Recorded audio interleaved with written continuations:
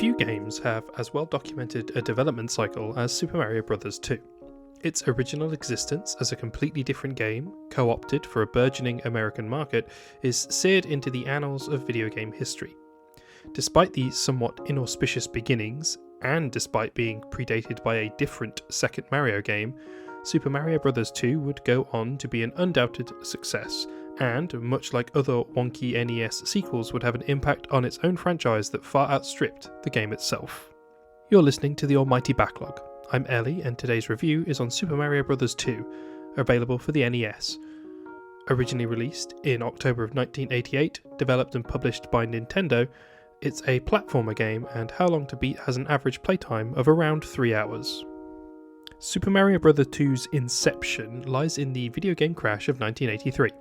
One of the most pivotal moments in game history, the 1983 market crash, which primarily affected the American industry, saw entire companies pull out of game and console development amid a rapid downshift in the value of games. The crash had wide-ranging implications, though its impacts were not as pronounced in non-US markets, and in fact, one of the most notable changes to occur to the American industry was the shift to a Japanese-dominated console market.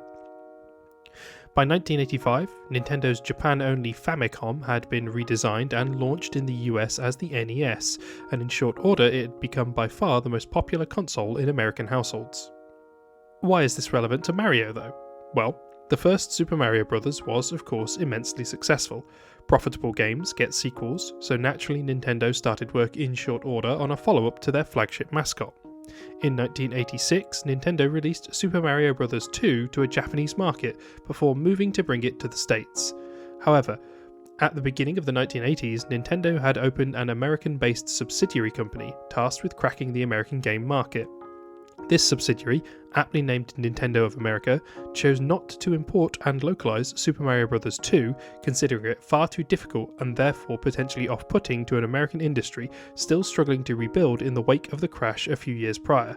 They still wanted a Mario title, however, and requested something new from their parent company. The solution came in the form of what is now perhaps one of the most famous conversions of any game. Yume Kojo Doki Doki Panic was a 1987 Famicom release commissioned by a Japanese TV company to advertise an event running that year, but by mid to late 1987, Nintendo of America would highlight it as a prime candidate for adapting into a Mario game for the US market. That might sound a little unusual to a modern audience, given we currently live in an era of unprecedented development costs and mass globalization, meaning that in order to turn a profit, games have become more extravagant than ever and have to release across as many national markets as possible. But it's important to remember that that wasn't quite the same in the 80s. Major game developers engaging in game conversions wasn't necessarily common, but it wasn't unheard of either, and so work began on Doki Doki Panic's metamorphosis into a new Mario game.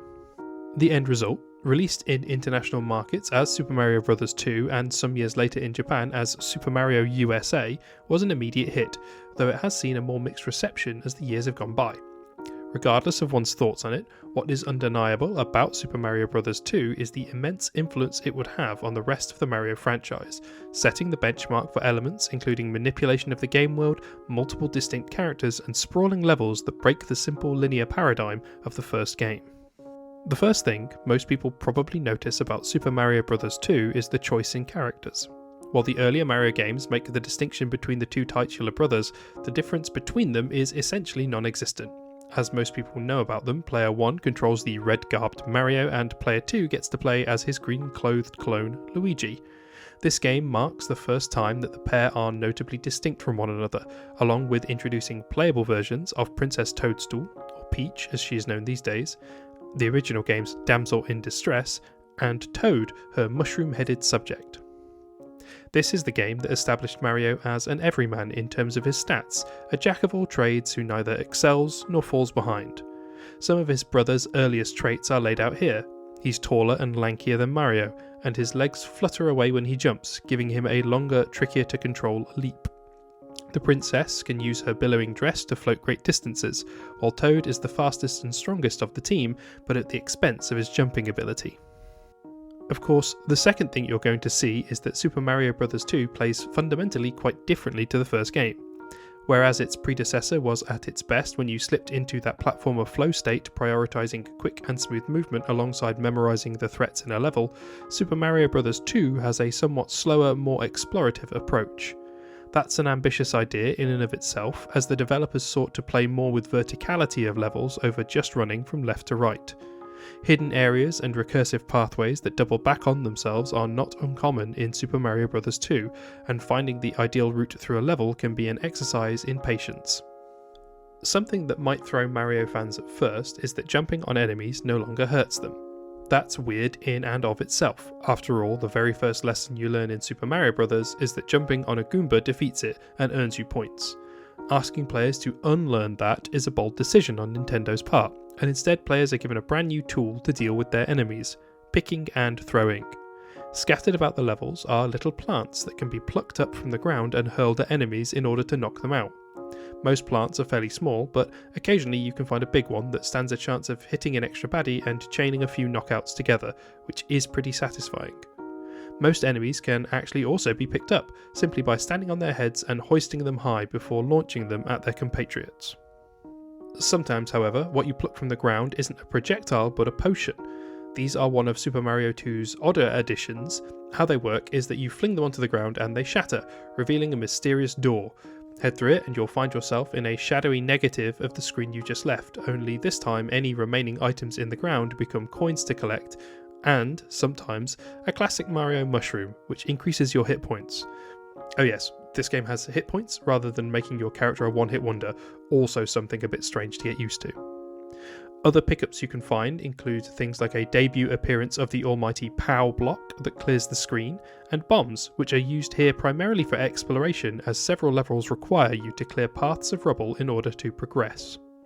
The point I'm getting at here really is that Super Mario Bros. 2 represents a very different, totally new approach to a Mario game compared to the first.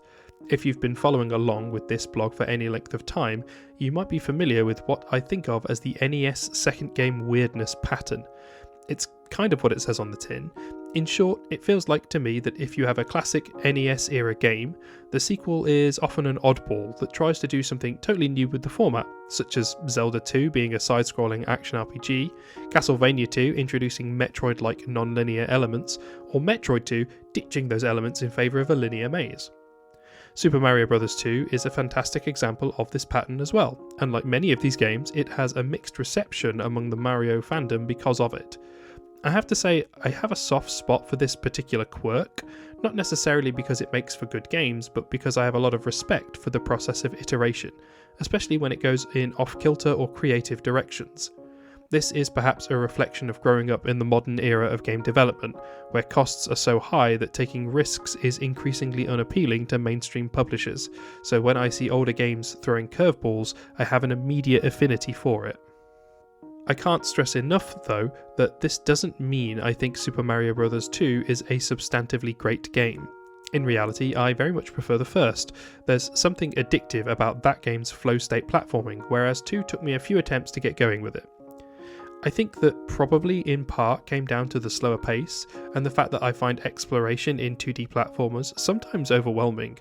Not being able to see much in terms of screen real estate makes for a more stressful time than in, say, a 3D environment.